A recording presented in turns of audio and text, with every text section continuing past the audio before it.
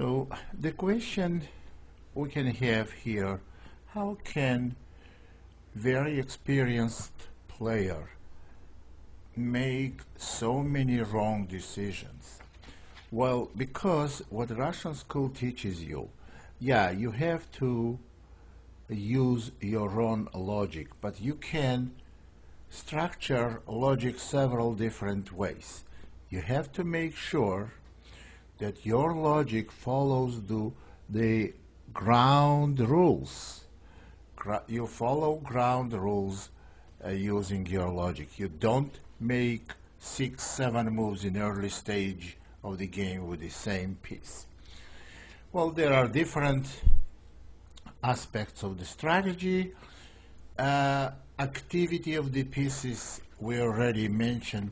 And now I'm going to show you one very instructive game played by two representatives of great Russian school between Mikhail Botvinnik and Yefim Geller. Well, even they sometimes fail to activate all their pieces. Well, let's go with the game. d4, knight f6, typical King's Indian that Geller used to play almost every time he had a chance. g3, bishop g7, bishop g2, castle, knight c3, d6, knight f3, knight c6, d5, knight a5, knight d2, c5, queen c2, and a6. Very, very well known position theoretically, and very popular at that time. Game was played in 1952. That was many years ago. After a6, white castled. You have to notice here, white's bishop on g2 is not too active. White's pieces of knight on c3 and knight on d2 kind of cramped. And black has easy way to go b5. But there is one problem in black's position. White deliberately goes for it.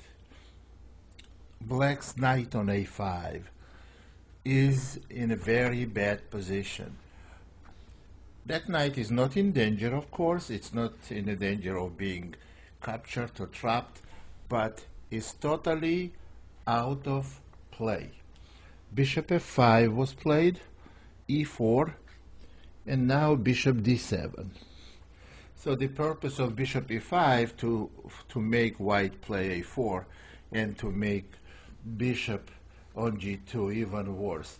So b3, b5, bishop b2, b takes c, and here the way we may think in this position. It would be bad mistake for white to play knight takes c4 because black has golden opportunity to exchange the bad knight. Pawn has to be taken back with the pawn, which still black remains with a problem of knight on a5. Rook to b8, knight to d1. Now white wants to put bishop on c3 and knight on e3, improving position. This way knight on a5 will be kind of under attack, and black will need one big piece to protect this knight. After knight to d1, queen c7 and knight e3.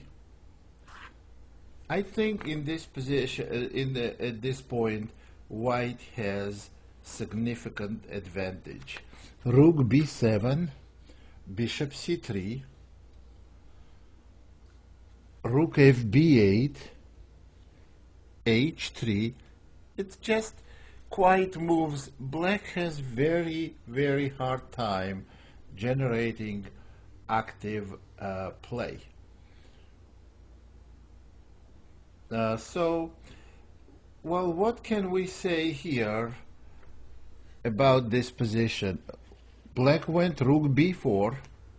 Now black is trying to give up the exchange to make good square for the knight, but white continues to play rook b1, and now after rook takes b1 and rook takes b1 and again rook takes b1 and knight takes b1. Now we see one of the compensations for bad knight black had was the open b file. They don't own this file anymore because all rooks are exchanged. So bad knight on a5 is a real problem. So in this position, black plays queen b6, white goes knight d2 back, and as you see, black has no squares of penetration on the b file, and after knight e8, bishop takes g7, bishops were exchanged, knight takes g7. White has very clear advantage. Well, I was saying on previous DVDs that when you have light square bishop, you have to try put your pawns on dark squares to make this bishop good and make sure the bishop is not bad. Here white has bishop on g2 and almost all central pawns on white squares. But let me refresh your memory what I said about this type of positions. If white's bishop is bad, that doesn't make black's bishop good, because when there are 7 pawns on the board, there's hardly ever good bishop because position is so closed. And also white has potentials of going f4 and e5, so white does have a clearly better position. King h2, knight e8, f4, knight f6. Remember, black plays with knight down, so we see even if knight goes to b7, it can't go anywhere from b7, and if it goes to d8, that's a dead end also. So knight is absolutely doomed in this game. So after f4 and knight f6, white goes e5, black goes knight e8. It's still not easy for white to make significant progress. So after knight e8, queen c3 was played, improving position of a white queen, f6, e6, bishop a4. Now white's light square bishop is real bad, but white has potential of pushing kingside pawns and creating threats on the king side, because pawn on e6 guarantees them a lot of space on the king side and a lot of freedom of maneuvering. After bishop a4, bishop e4 was played, knight g7, bishop to d3, knight h5, bishop e2, knight to g7, and here white goes for further progress on the king side where they have such a big space advantage. You see, why this game is so instructive. Black has a bad piece and white has a space advantage. So when you make progress here with the white, you have to make sure you never give black any counterplay. After h4, black played knight e8. What is for black to do? If they go queen b4, white can easily play queen c1, and without any progress for black. Black has 3 pieces on queen side, and none of them can make any progress. So knight e8 was played, but after knight e8, white has total freedom to do anything they want. They want bishop d3, and after knight g7, they went f5. Okay, of course, black has to try not to open position. And this game, actually, black never had any any active plan, and they lost in a very few moves. Very, very instructive, and well, this game had a lot of influence on me, so I understood what positional squeezes are. And now it's interesting that a lot of players could do that. At that time in 1950s, it would take maybe like a world-class player like Botvinnik to conduct the squeeze. Now we can see almost in every tournament several games perform that way, because that's what school teaches you. Now let's go to the other game. There is a game that I really like very much, was played between Botvinnik also and Keres. Botvinnik is a father of Russian chess school, had a lot of good strategical ideas put into the game, and now you can see in almost every game some of these ideas are used. So this game against Keres was played also in 1952.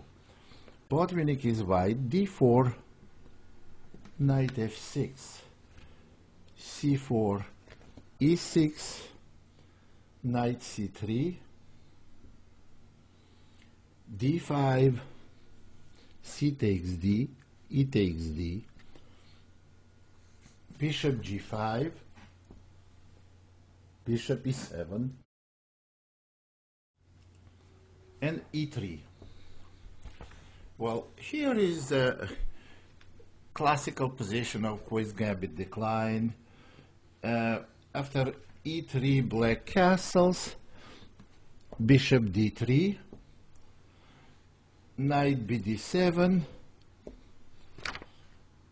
queen c2, rook e8, knight ge2,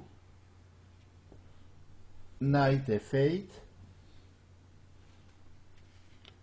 white castles, black goes c6, rook a to b1, bishop d6, and here it's interesting to see how game continued. Black has a threat of bishop takes h2. It's very simple tactical shot. King takes, knight g4 check, and then capturing the bishop on g5. Obviously this is easy to prevent. King h1 was played, And I have to point now bishop takes h2 is not working for many reasons. First of all, there is g3. Secondly, simply bishop takes f6 followed by king takes h2. So in this position, after king h1, black played knight g6. But white played f3. Here is the change of plan. Originally, white wanted to play b4 and b5, but right now they are trying to play e4.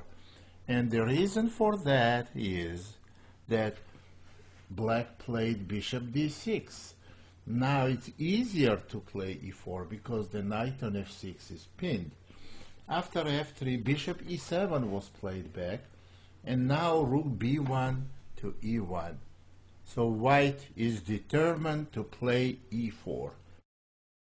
And once e4 is played, slow advancement in the center, where white practically has an extra pawn in the center. They have more centralized pawn structure.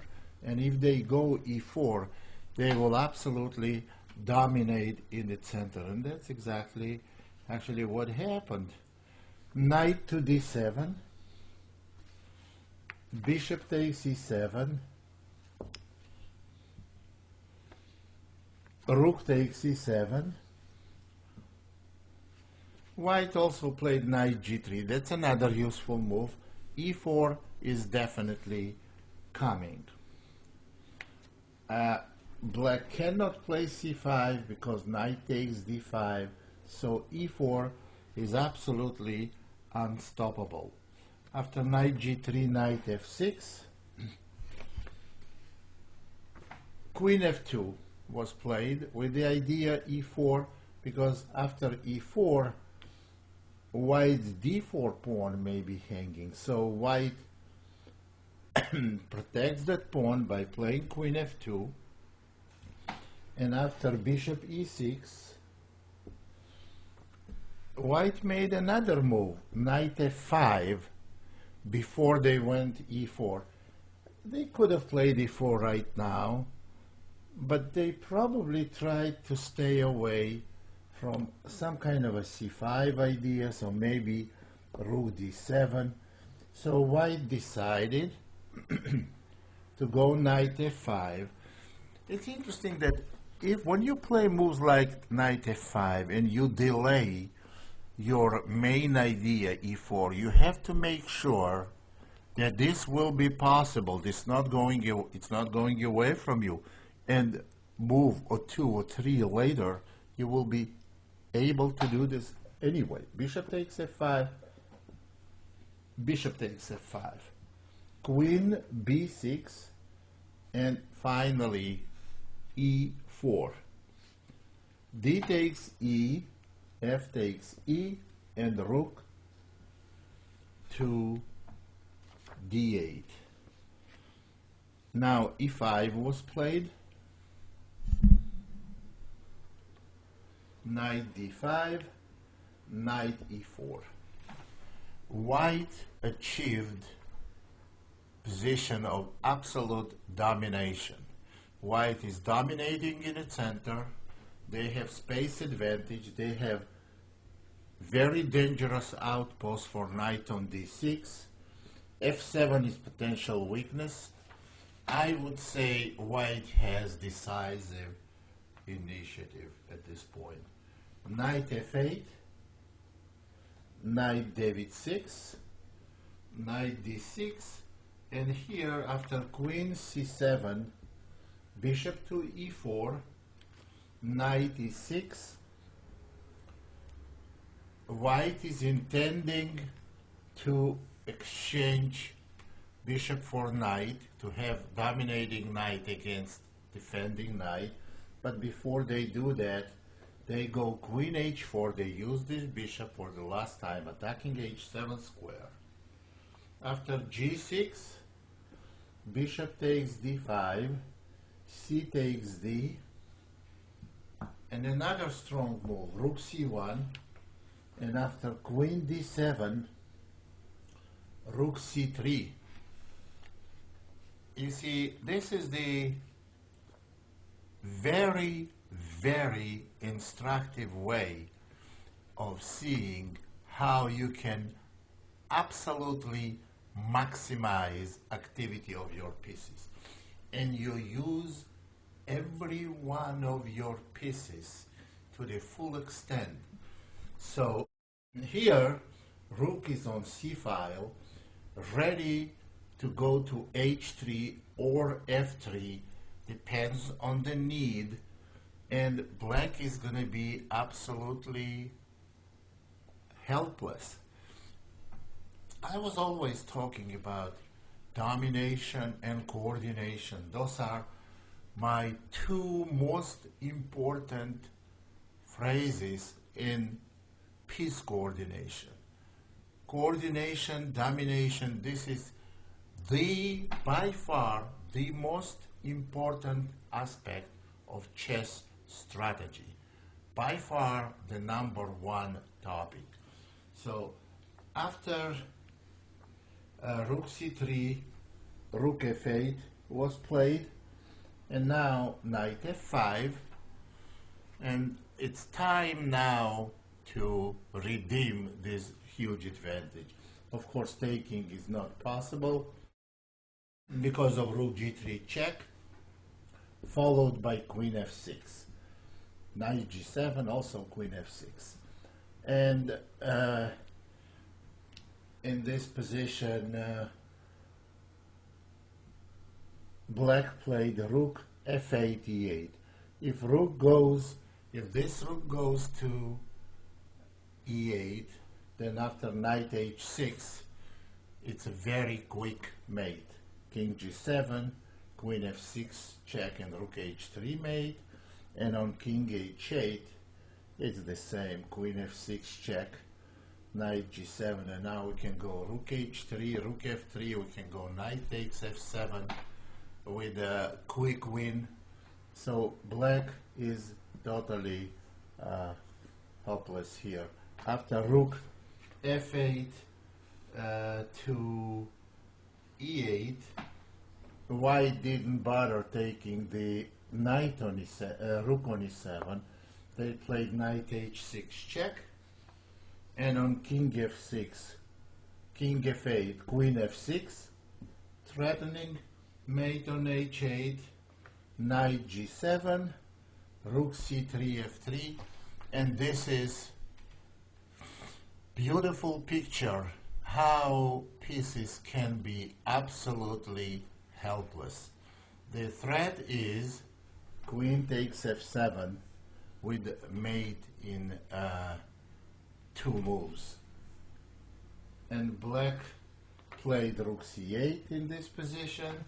Now knight takes f7, and we don't need to continue, just rook e6 was played, and after queen g5, black simply resigned. In this game, I want to tell you that white never made absolutely ingenious move. They had very healthy strategy. And although the game was played in 1952 and these strategies were not very well known to general public, today I wouldn't be surprised if I see game on this level played by any regular master or maybe even expert, anyone. The only difficulty was there to stay focused, to be focused with the general idea of playing e4 and improving your pieces, just to be consistent and not get distracted by some other phony threats or some tactics, and not be overconfident that you can win this game in like next few moves. No, it's slightly building up the pressure and converting it to the mating attack. Very impressive game played by Botvinnik.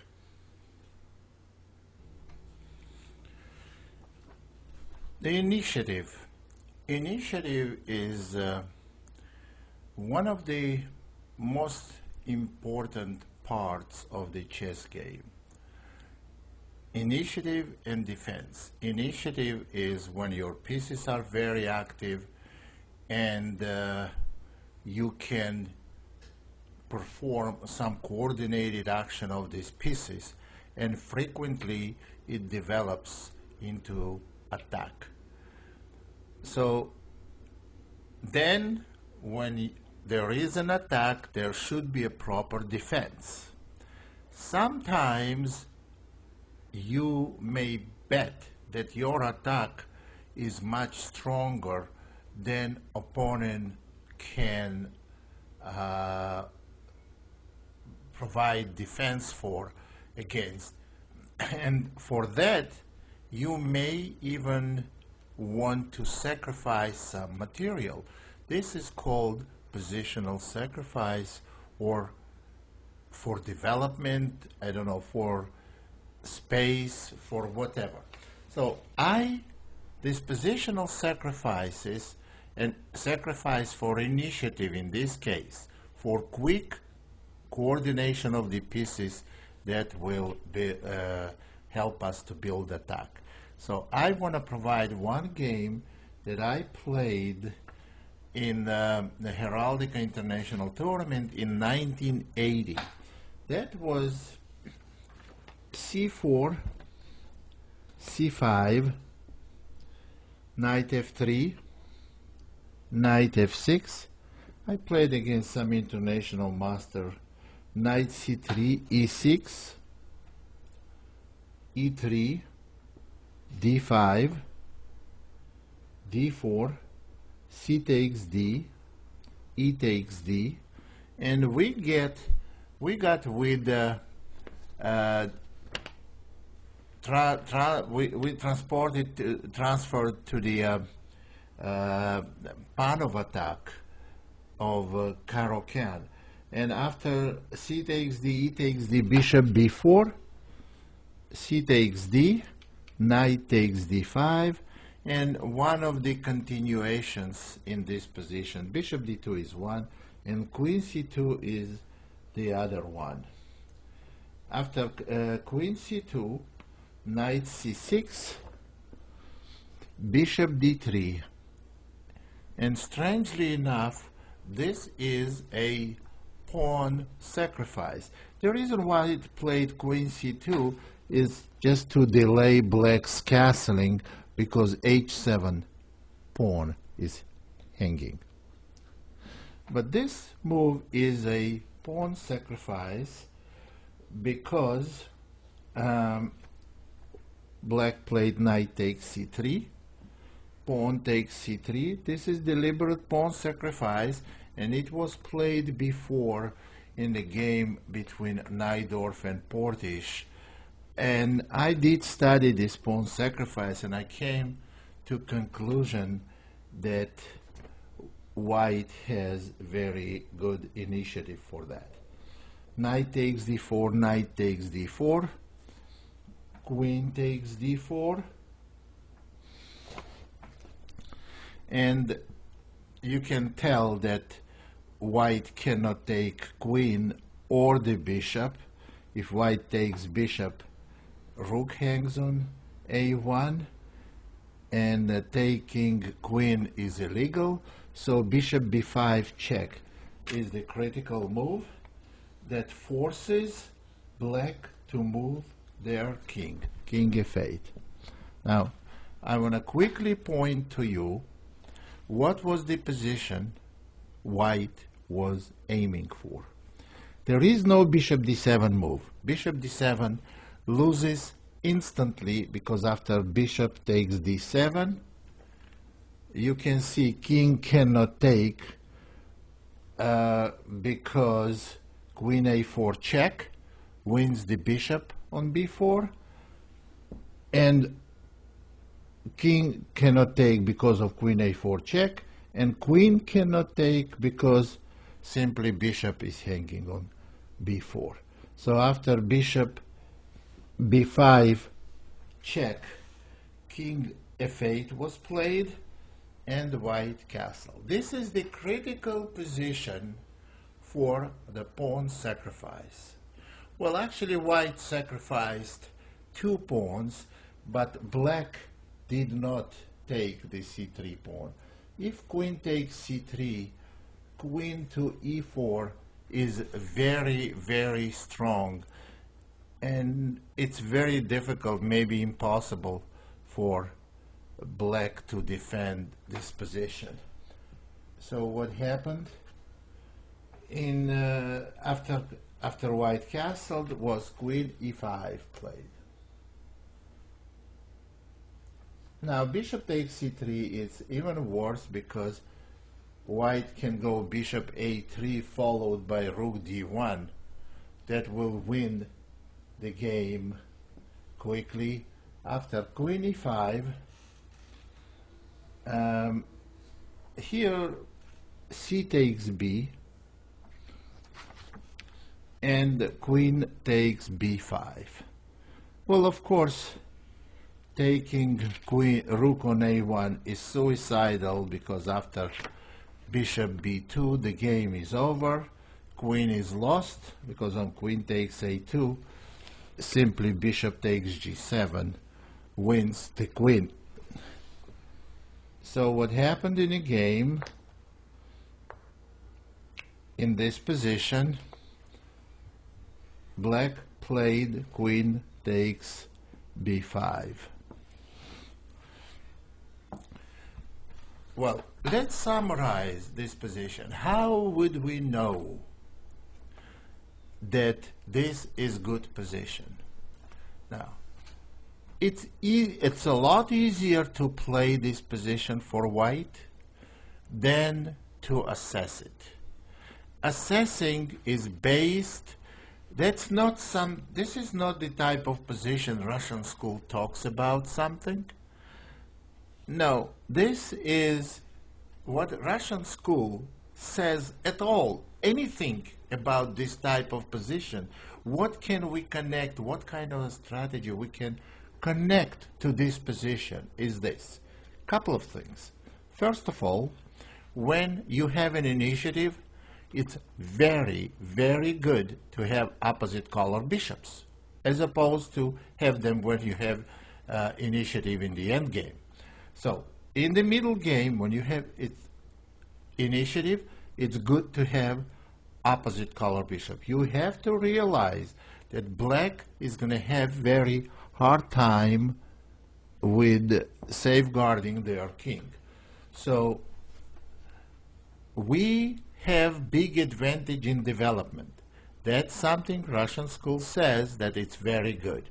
We have opposite color bishop. That's what Russian school says it's very good. So you have to handpick main points of the initiative that you have. And now what you have to do, you have to search for the most aggressive and decisive continuations. Rook to d1, creating very simple and obvious threat, rook d8. Check. Bishop d7.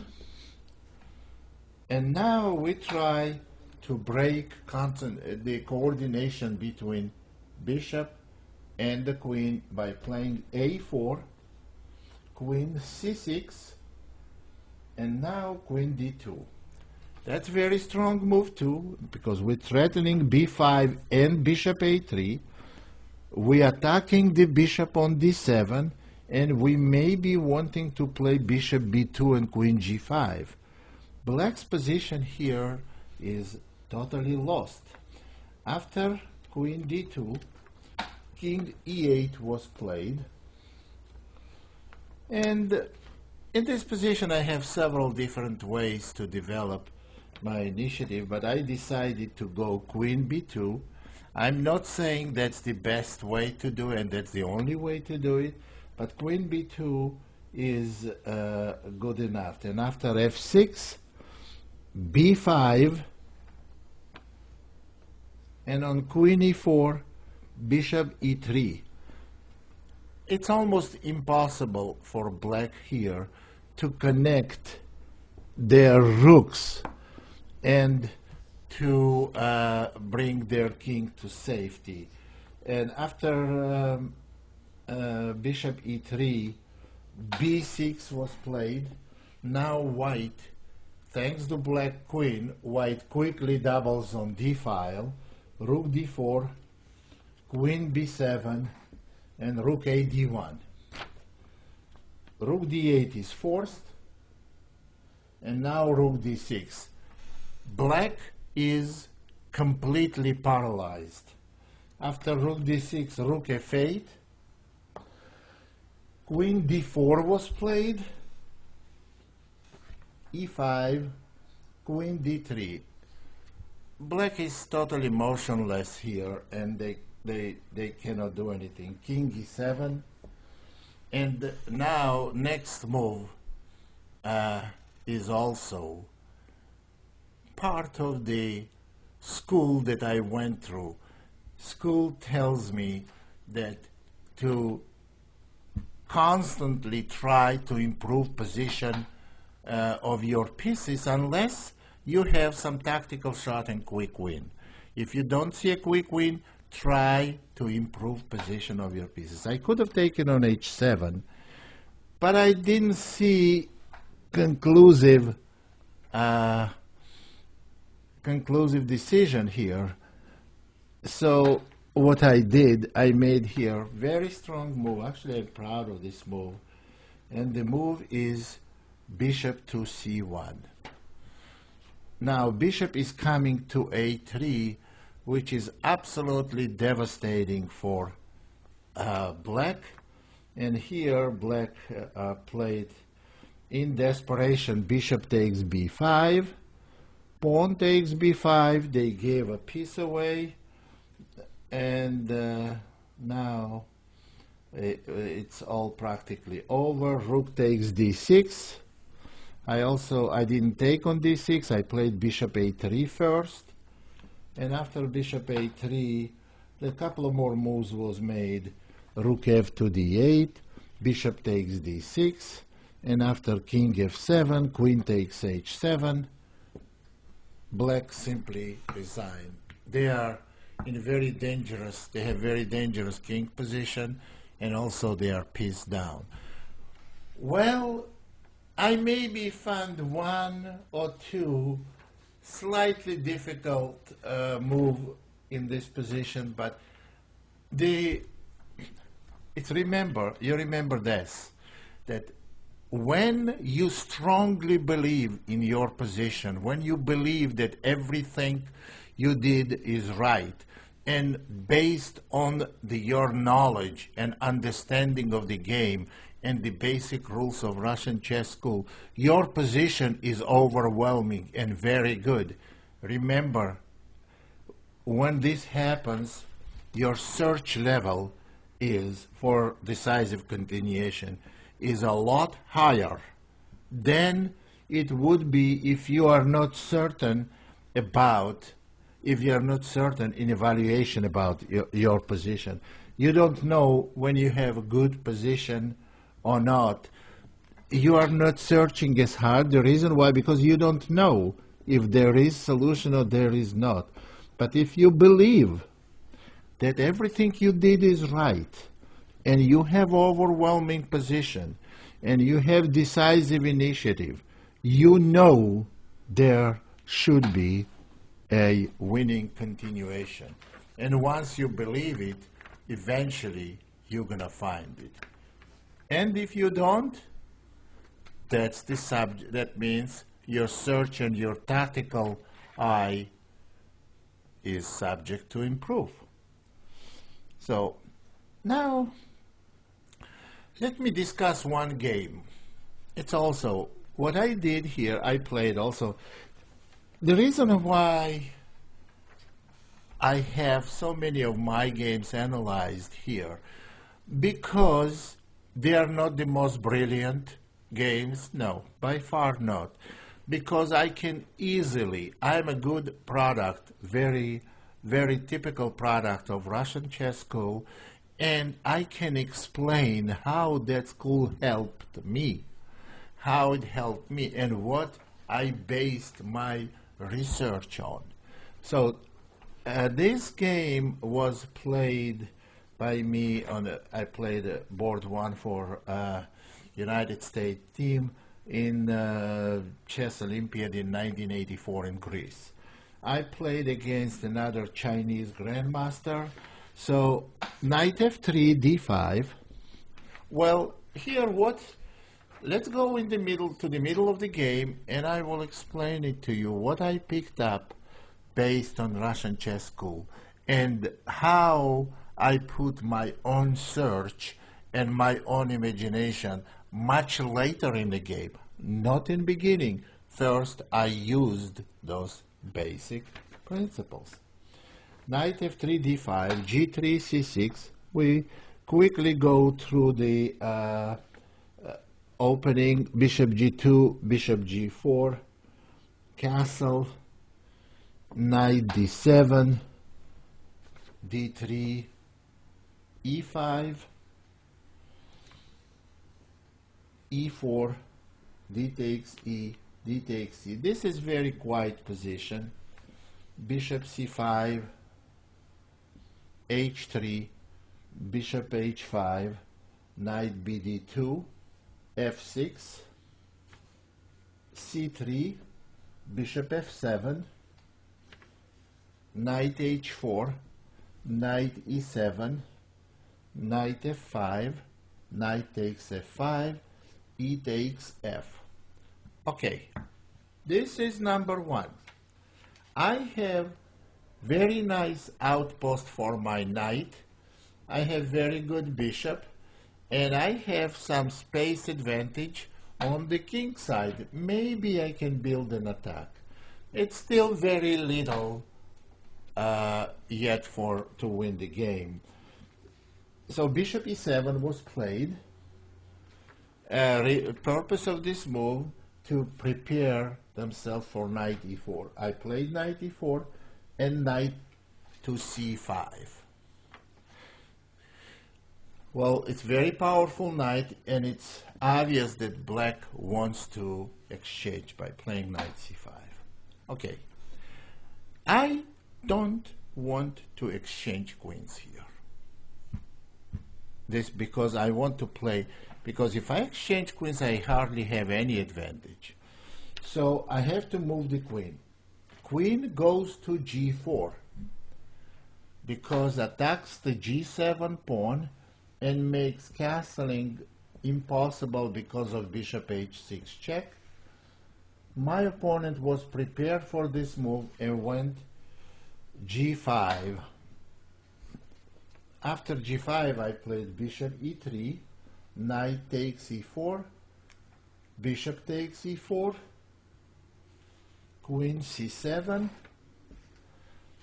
Black is trying to castle.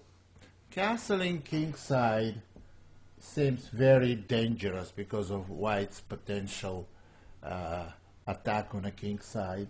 So they try to castle queenside. Rook fd1 stopped that attempt. Now h5, queen e2. And here, let's talk about position. I can tell that my two bishops are better than my opponent's bishops. My king is better placed, so black still has to safeguard their king. Castling is very dangerous here because of bishop f3, and there is no good way to protect h-pawn, and h4 will dangerously weaken black's king position. On the other hand, black must bring their king to safety. So they play h4, obviously expecting g4, and if they castle, then that would minimize white's advantage. H4 was played, and here I made a very strong move, king g2. That still makes black's castling very, very difficult. If black takes on g3 and they castle, white still has potentially very dangerous attack on the king side. So black decided not to castle, but walk over with the king. King f8, rook d2, rook d8, rook takes d8, bishop takes d8, and rook d1. Well, there is something else I picked up from Russian chess school. We have the open file, but any chess school will tell you that. Even beginner knows that when there is an open file, you have to try to control it. And that's the simple thing that I have to do. That's what I did. After bishop e7, I went queen d3. Now I'm absolutely controlling that d file. Queen b8, I went queen c2, trying to go rook d7, because queen d7, bishop e8, I couldn't make progress that way, so I went queen c2, a6, and now I went bishop b6. Now I'm totally controlling the d file. Queen c8, and now c4. After bishop e8, queen d2. White has big positional advantage, but there is still an issue of h4 pawn and g3 pawn. White does not want to play g4 to free black's rook, and black rook can try to participate in the center. So white keeps the tension with the pawn on g3. After queen d2, hg, f takes g, and king g7. After king g7, g4 was played. Now this position is far from being safe for black, because black's rook still needs to stay on h file because of potential h4 breakthrough, and that's actually what decided the game. So after g4, rook h7, queen a5. This is another very strong move, attempting bishop d8. Bishop d7, preventing bishop d8. Now we go bishop c5. Now we want to exchange dark square bishop to make d6 square accessible for the rook. King f8, bishop takes e7, and rook takes e7. Now rook d6, king f7, queen d2, and queen c7. White is still dominating on d file. They have dominating bishop on e4, and black's pieces are terribly passive. And in this position, h4 turned out to be absolutely devastating and completely winning the game. h4, g takes h, and simple breakthrough g5, and the game is over. So after g5, f takes g was played. There is no good defense, threatening rook takes f6, f takes g, and now f6, and it's all over. Rook is hanging, rook cannot move because bishop is hanging. Bishop h3 check was played, king takes h3,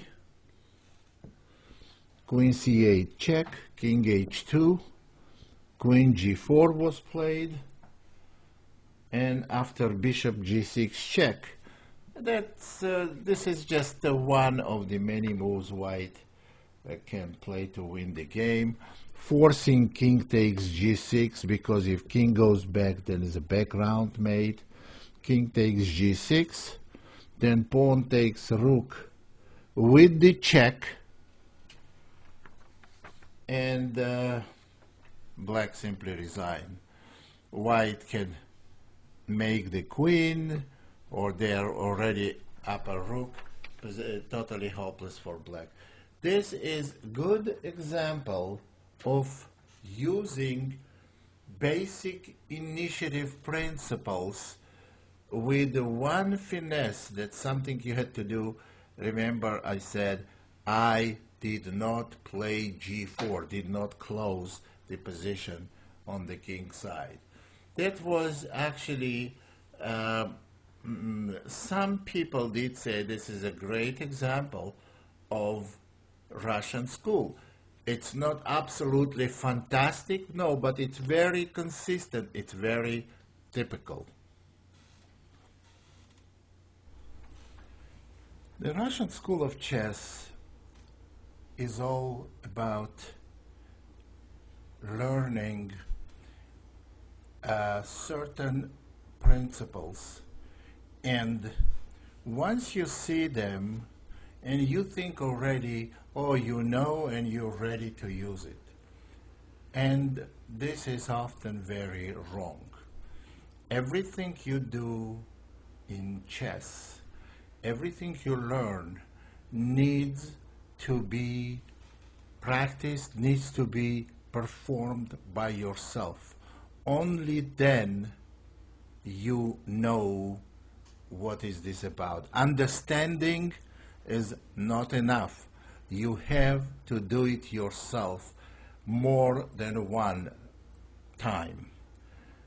Well, that's why when Russian School of Chess recommends openings to play, that's why they always recommend to play first move e4.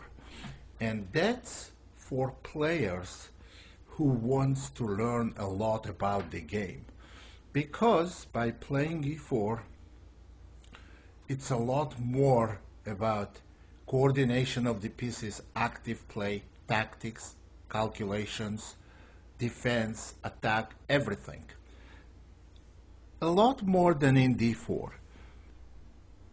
Majority of very strong players probably play d4 more frequently than e4, but they already went through this school. They already know a lot that you, probably everything you have to learn. So that's why I always recommend e4 and the openings that will help you to realize a lot about what attack is about and how to play it, that will give you a chance to perform it yourself. And believe me, that's exactly the way it is. Well, in order for me to prove it, I have to go to hundreds and hundreds of examples and then only insist that I am right. But I am 100% right, and it's not my opinion. It's been proven, and this is something you have to take my word for. This is something been proven by Russian School of Chess, by 70, 80 years of playing the Russian school dominates practically in the world. And they all, every top player that they went this way achieved results a lot earlier than others, and they had better performance overall. Now, for black, I recommend frequently King's Indian. And the reason I recommend King's Indian, because it's a lot of strategy there, planned attack and everything. That may not be the opening you want to play for the rest of your life. It may not be your main opening weapon for black against d4, but that's by far the opening you learn a lot from. So at first I want to show you what type of positions you try to stay away from. Here is the King's Indian, was played by some master in the simul against Garry Kasparov in 1991. And everything that was done by black most of the things was done by black was wrong. And here is the way it went. In this position, white went e4, d6, knight f3, castle, bishop e2, it's typical King's Indian, knight bd7, we castle, e5, queen c2, c6, rook d1, queen c7, d5. Kasparov is white. Now, here black made first very big mistake. Black played c takes d. That's a big mistake. And anyone who understands deeply King's Indian attack will tell you it's a mistake. And mistake, it's based on the principles, very, very logical and very simple. After c takes d, white clearly has space advantage on the queen side. Black's pieces have big difficulties coordinating and showing any activity on queen side. And that's where black opened position. Wrong. Right move is rook e8. That's trying on dc, bc, on queen d3 to be able to protect the pawn with bishop f8. And maybe much farther in the future, maybe close the center, but by no means to open the c file. cd, cd, knight c5, creating very cheap threat of knight takes e4. White played knight b5, forcing queen e7, and now knight d2. Knight on c5 cannot stand for long. It will be pushed away, and then white will go knight c4. Black has very, very bad position already. And after knight d2, a6, knight c3, b5, white simply played b4. Now black is totally lost. And it's been only 17 moves, and black is totally lost. Because they're supposed to play for f5. Meanwhile, they open the c file. They have no space on queen side, and they are wasted about 3 or 4 tempos. Knight went to b7. Now, knight on b7 is totally out of the game, just as we saw in one of the Potvinnik's games a little earlier on the tape. So, if knight would go to d7, then knight b3 followed by knight a5, white's knight will access c6 square. Black's position will go down the hill very, very quickly. After knight b7, it's not much better. a4, b takes a, rook takes a4, and now a6 pawn is hanging, b5 is threatening, so black went a5, of course out of desperation, and after knight c4, they are losing pawn and losing game. After knight c4, queen c7, knight b5, we can practically stop looking at this game right now. After knight b5, white won the a pawn and won the game very, very quickly. This is bad example to play King's Indian. Now, let me show you why I do say that King's Indian is very important to play for black, because you learn a lot. Let me explain that. When you play King's Indian, there are some rules that you have to follow. So I will draw the pictures of these rules. It doesn't matter what the moves are. Basically, with this pawn structure, black should absolutely stay away from any moves on the queen side. Black has to try for f5.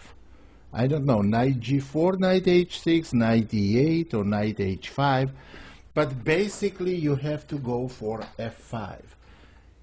And this is the only way to play. The way you see, why would I say we have to play on a king side and not queen side? You see the pawn structure c7, d6, e5, points direction c7, d6, e5, coming towards the king side. So this is one of the rules. So you have to play on queen side. You have bishop active, light square, potentially opening f-file, and potentially pushing pawns on a king side. So this is the correct way. Completely different story if center stays open. Then we have to try to put pressure on d4 pawn somehow, what we can. This is just a very, very raw ideas. Now, let me show you one tactical, well, actually strategical maneuver in the kind of a pattern that you can play while you playing King's Indian. Well, c4, g6, knight c3, bishop g7, e4, d6, knight f3, castle, and bishop e2. This is by far the most popular position of King's Indian defense. Here is one move I want to show you that is not the best move for black. But I want you to understand the ideas. This is something you may never have done before. So, bishop g4. Why bishop g4? Suppose white castles. You see, black tries, since they have space disadvantage, they want to get some very strong central square. And that square is d4. They go knight d7. You see, they already made two consecutive moves towards that plan. One is bishop g4, trying to weaken d4 square by eliminating defender of d4 square. Second move to open the bishop on d4 square. And now suppose white plays h3. I'm not making the best moves for white, but I'm trying to show you what we're trying to do. Bishop takes f3, bishop takes f3. And now we go knight c6. Finally, d4 pawn is under attack. If white goes d5, black goes knight d4, and on bishop e3, c5. So this is not a bad position for black. What does black have?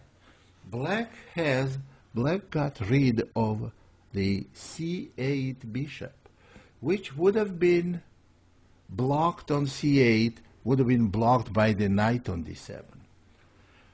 There is one very important rule which I outlined on several of my DVDs, saying when you have space disadvantage, and you do have space disadvantage in 90% of King's Indian positions, it's good for you to exchange one or two minor pieces. That's exactly what black has done. Black has dominating very strong position for the knight on d4.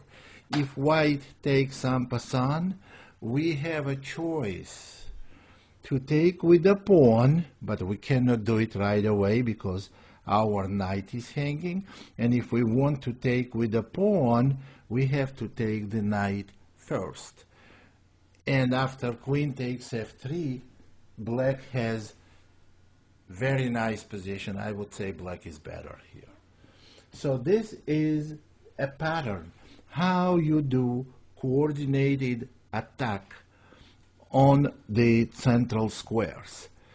Actually, this is very, very interesting. The best, bishop g4 is not the most recommended move in this position because the best move, bishop e3, but that's something you have to know. So what we do, I'm just explaining that this is one of the strategical patterns.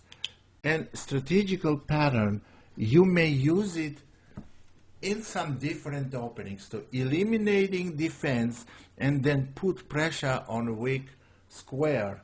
So, and after d5, knight d4, you have something to play for. Playing, controlling dark square, having, well, also after d5 in this position, you see that King's Indian bishop is on g7, is very active and on the open diagonal. Those are some of the components of chess strategy. Making your pieces active, that's not the component.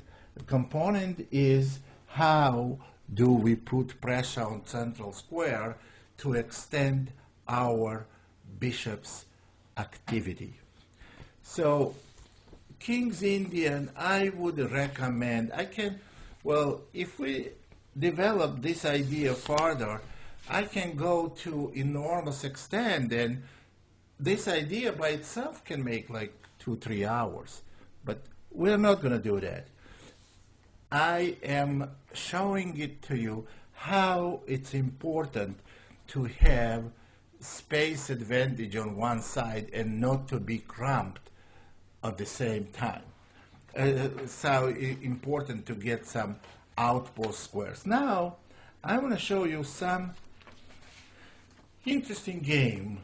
Actually, it had great influence on me, this game. It was played in 1991 between Garry Kasparov and Jan Timman, another very famous grandmaster from Holland.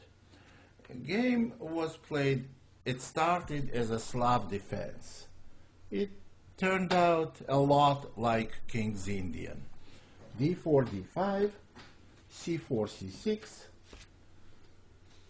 knight c3, knight f6, e3, g6, knight f3, bishop g7. g6 is one of the continuations. It's not the most popular, but it's one of the possible continuations. And after bishop g7, bishop e2, castles, white castles, e6. I don't like e6 move.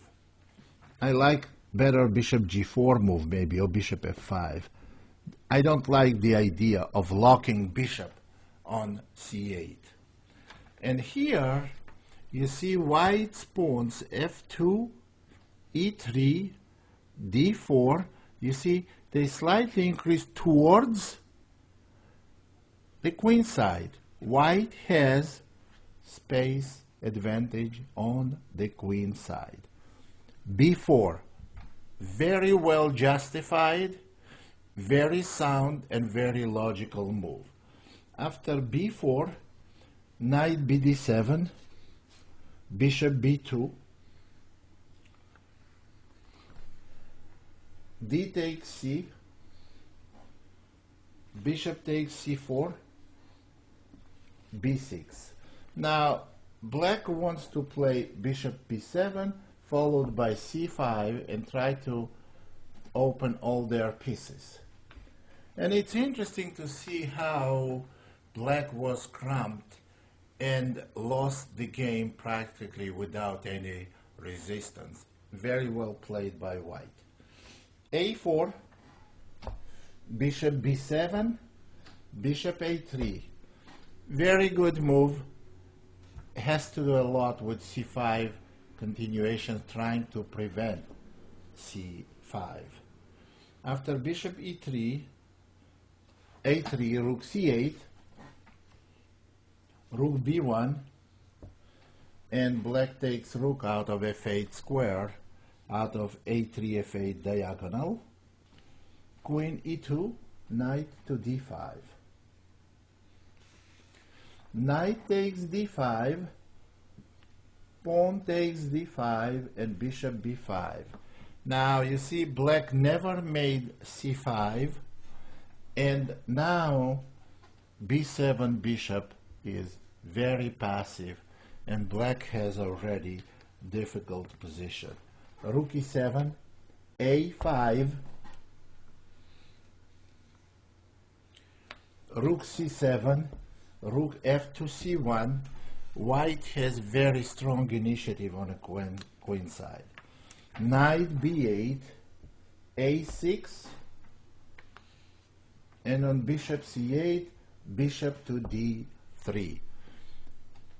Black's knight on b8 and bishop on c8 are simply comical, and black has no counterplay. I would say black is totally lost.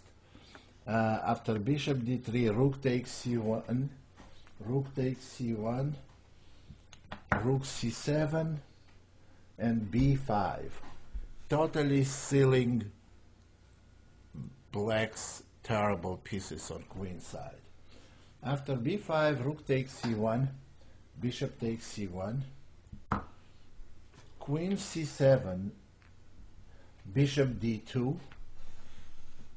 Now c file is totally useless for black because they can never penetrate to any of the squares. f5, queen e1, knight d7, bishop b4. White move by move squeezing the life out of black's position.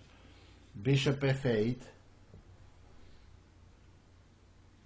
h4, knight f6, knight e5, knight d7, knight f3. They just repeated position once more. I don't know, it may be some time issue.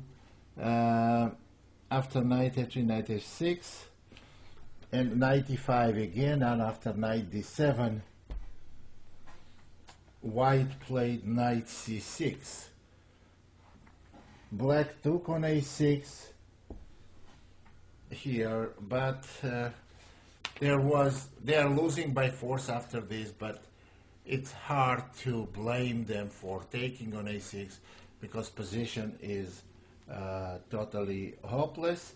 And after bishop takes a6, it's very quick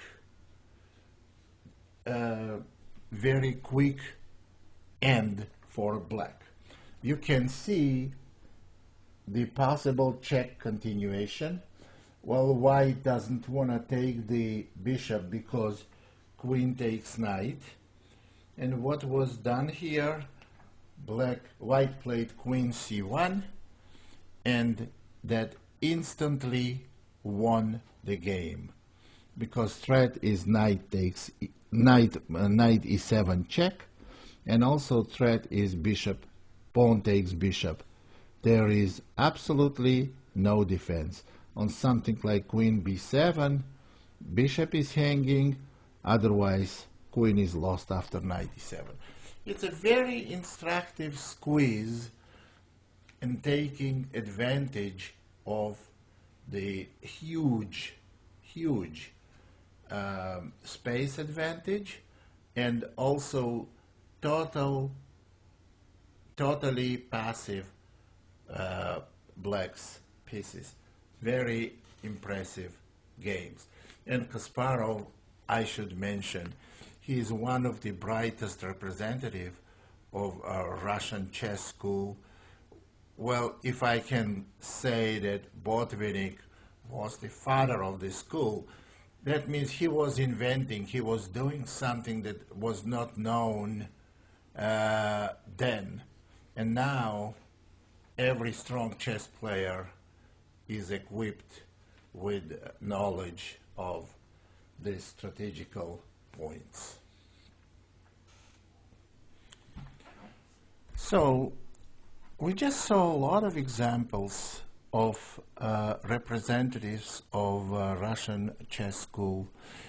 I explained and showed number of different positions, and I explained number of different aspects of strategy and tactics. Well, what is the conclusion you have to make from all that? Well, you may ask, okay, I understand everything you said, but how should I study chess? Obviously, to give you a clear picture how to study chess from 3 or 4 hour DVDs is not good enough. But I can tell you the methods you have to use. It's very good to have personal instructions. Yeah, but not everyone can get to this point where to have personal instructor. Not everyone can afford. But what you can afford, and you absolutely have to, is to study chess, even if you study by yourself, correctly. So what do? You don't take games of the best players in the world playing against each other. That, I would say, is a wrong way to go, because best players, when they play each other, you will never see in those games something you have to learn. You will see the moves they make. You don't see mistakes you may make. So big mistakes will not be there. You need to see games where are typical for taking advantage of opponents' mistakes. Make sure you don't make those mistakes and have the right opening repertoire. So let me put it in the order you should see those things. First, you should get your opening repertoire. And why? Not because you need to get very good position in the opening. Well, obviously you do need, and it will help a lot, but that's not good enough. You should play openings where you know what your plan is, what you're trying to do, and what your general strategy is. Secondly, you have to look at the games played with these openings by very good players. And it helps a lot. If you see games played with these openings by masters or grandmasters, preferably against weaker players, because that's the way, that's where you will see moves made by their opponents, kind of moves that can be made against you, and how did they take advantage of it. So this will absolutely strengthen your understanding of certain openings. By all means, I recommend for players who don't have solid opening repertoire to play e4. There is a number of moves can be played against e4, and I have openings almost on every response after e4. I have after e4, e5, knight f3, knight c6. d4 has a lot of strategical ideas, some tactics, and actually I don't play this myself very often now, but I remember how tremendously it helped me understand various aspects of the game while I was improving as a chess player when I was like 16, 1700. That helped me a great deal. So if you need, you can always get DVD with the d4 with the Scotch Gambit. On c5, I will not recommend you, if you are just beginning to get to know different aspects of strategy and tactics, I will not recommend you to get involved with a regular Sicilian. So what I would recommend is the opening, the system that is rich with different positional ideas. You learn a lot from strategy, about strategy, tactics, maneuvering, everything with knight c3. Again, on everything I think is very instructive, I have DVD on, and knight c3 followed by f4 Grand Prix.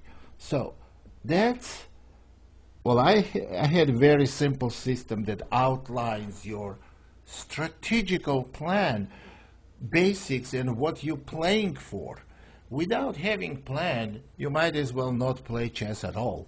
You might have just picked some other game, because playing chess without a plan is absolutely senseless. Against c6, against d6, against knight f6.